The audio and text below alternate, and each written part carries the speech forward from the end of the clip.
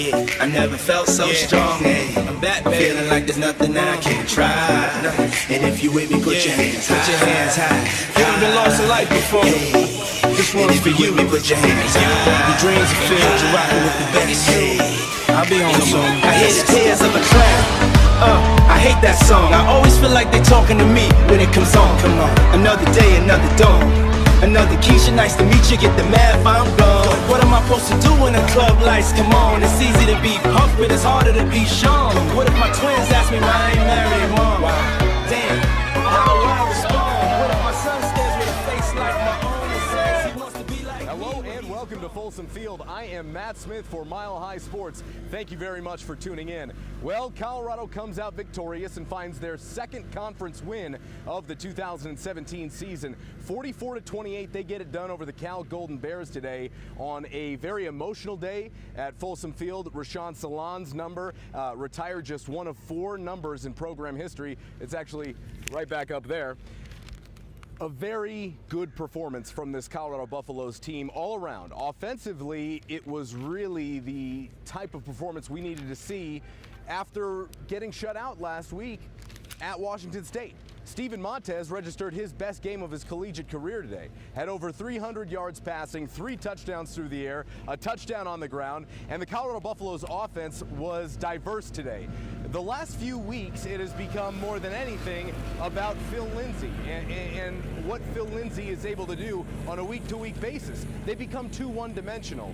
Well, this week, they got back to work in practice, and for the Buffaloes, Steven Montez after the game saying that they did a lot of things differently this week. Coach MacIntyre also echoing those statements, saying there was a lot more pass skeleton involved this week, where you remove the offensive line and the defensive line and just rotate all the receivers through, give your quarterbacks as many reps as possible. And for Montez, he also said they worked on the deep ball quite a bit this week. That is something that we had not seen all season from Colorado. They had no passes, completed over 50 yards entering today. 9 games, including today. They had 2 in the first half, including a huge touchdown to Shea Fields, and boy, was that a good sign to see big play Shea really get back involved again. He now has 20 career touchdowns and is just 3 away from tying Nelson Spruce's career record for receiving touchdowns, would be #1 in school history. That was really great to see. Receivers were getting separation. Montez had time to throw today. It was one of the first times this season we have really seen him with room and time to operate in the pocket. And of course, after last week's QB competition, that was a competition but was really more of a reality check for Steven Montez. Coach MacIntyre, of course, post-game after that loss at Washington State, saying that there would be an open competition at quarterback after Steven was benched at halftime in that game. And boy, did he bounce back. I mean, the kid's a competitor, but I was very impressed with what I saw, and so was Coach MacIntyre. And I think the point that he made in the post-game press conference is really valuable to bring up. He said that he was excited after practice on Monday because Montez and Neuer both competed very hard for the starting job, and they were both pushing each other, both helping each other. No one was complaining. MacIntyre felt that this was a really good sign. He always knew that Steven Montez, he said he always knew that Steven Montez was a very confident player, but this proved that he wasn't cocky.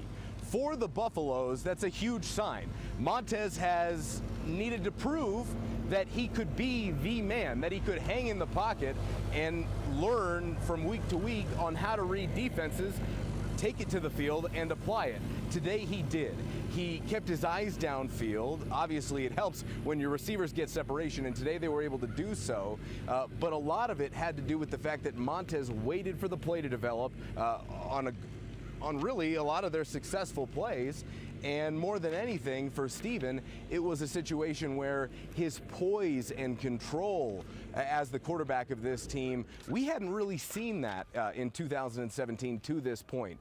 Tonight, it was evident. A really impressive way to bounce back from Steven. Obviously, the media wasn't able to talk to him or Sam Neuer this week. They wanted to let the quarterbacks focus on football. But after the game, boy, Steven was pumped up. He was very happy. He said he felt like he had a huge chip on his shoulder this week. It definitely lit a fire under him, and he said that he felt he needed to be more focused. He said he felt I asked him actually, I said, did you feel that you took a mental jump this week? He said, definitely. I needed to be more focused out there, and today I can attest to that. He certainly was. Again, very good performance. Phil Lindsay, you know, we'll pull up the stats here because he is inching ever closer to Rashaan Salam's single season carries record. Lindsay 33 times toting the ball today. Net of 161 yards, but no touchdown. Again, for the second week in a row, Phil Lindsay without a touchdown, but Colorado was able to operate through the air. Devin Ross got back on track. Shea Fields got back on track. Jay MacIntyre was the only one who scored a touchdown for the Buffaloes in that second half. And another thing that Coach MacIntyre brought up today, James Stefano, the kicker of this team. Listen, this coaching staff went to Australia thousands of miles to go get a 30-year-old professional soccer player to come play kicker with a bunch of college kids. Tons of credit has to go to James Stefano for the way that he stepped up this season. I think that has been an extremely pleasant surprise. At times last year, the Buffaloes used both Davis Price and Chris Graham, and neither of them were really any good. Davis Price has done a really nice job improving his leg and becoming consistent kicking off this year, but James Stefano's ability to knock down big-time field goals this season has been very important for the Buffaloes. Remember, he's only a freshman and he's 30 years old. Over the next several years, he's only going to get better and he's going to learn the game. This is his first year of playing American football, so I think that that's also a great thing that you can take away from 2017. It's really tough to get a read on this Colorado team. He said that he didn't feel like there was any one thing in practice that they did differently that would lead to them coming out with such a sense of urgency, but they did, and that's the most important part, because now as the calendar flips to November this week, these are your gold games. And I asked Shea Fields after the game, I said, what was the shift, what was the difference? He says he doesn't know. Maybe it's the fact that it's the gold games, but the Buffs have that sense of urgency now. And the goal from everyone I'm talking to on this team is to win the next 4 games.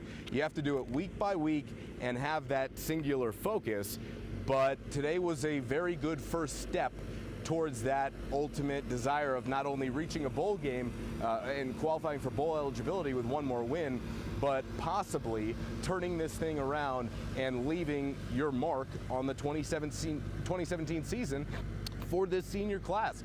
Huge, huge stride today for this Colorado Buffaloes football team. It's a shame it took 9 games to get here, but the Buffaloes came out and, in my opinion, in all phases of this game, really played well. The defense is something we really haven't talked about. They were able to create pressure today. That was extremely important. Jacob Callier, Derek McCartney, I thought did a good job. Jace Frankie with that passing personnel, I thought his best game of his career. I thought there was a sense of urgency. I thought the pressure that they applied on Ross Bowers, Cal's quarterback, was critical because Isaiah Oliver did not play. Colorado's starting #1 DB didn't play in this game. Trey Udofia and Dante Wigley had to step up and play big roles. Udofia had a decent game. He has been banged up a little, so he's just getting back into the swing of things. But Wigley has stepped up and been really, really big for the Buffaloes the last few weeks. Of course, he originally went to Georgia Tech to play for the Yellow Jackets, then redshirted his freshman year, went to JUCO, and then committed to Colorado after having a lot of offers out of junior college. And Dante Wigley took a few weeks to really get his feet wet in major Division I college football again, but boy, he's back. He's really playing physical, and I like the things that he's doing on the field for the Buffaloes. Drew Lewis, obviously have to give a big shout out to Drew Lewis, who finally got his first sack today. He far and away leads the team in quarterback pressures. He, I believe, leads the country in pressures on interior blitzes. I saw some stat the other day on Pro Football Focus on Twitter, but a good performance from this Colorado defense, who needed a win. That was one thing MacIntyre said after the game. This team needed a win. He really wanted to see Steven Montez play like this week, but he also said that's how he expects him to play on a week-to-week basis. Montez is that talented. He actually said he thought last week was the first time in Steven's career that he had ever been benched. So a nice dose of humble, nice slice of humble pie, a nice dose of reality for the redshirt sophomore out of El Paso, Texas. And today, boy, did it look like the message was received. Steven was really good, and so was this Colorado football team on the whole. Next week, they will go on the road and lock it up with the Arizona State Sun Devils down in Tempe. It's a place that they have not had much success, certainly, since they have joined the Pac-12 Conference. I am Matt Smith for Mile High Sports. Thank you very much for tuning in from Folsom Field. Buffs are 5-4 on the season, 2-4 in conference play, and get a big win here on this field on homecoming. Thank you very much for tuning in. Make sure you stay tuned to everything we have for you on milehighsports.com. A lot of great Buffs coverage there. And until next time, thank you, as always, for your time.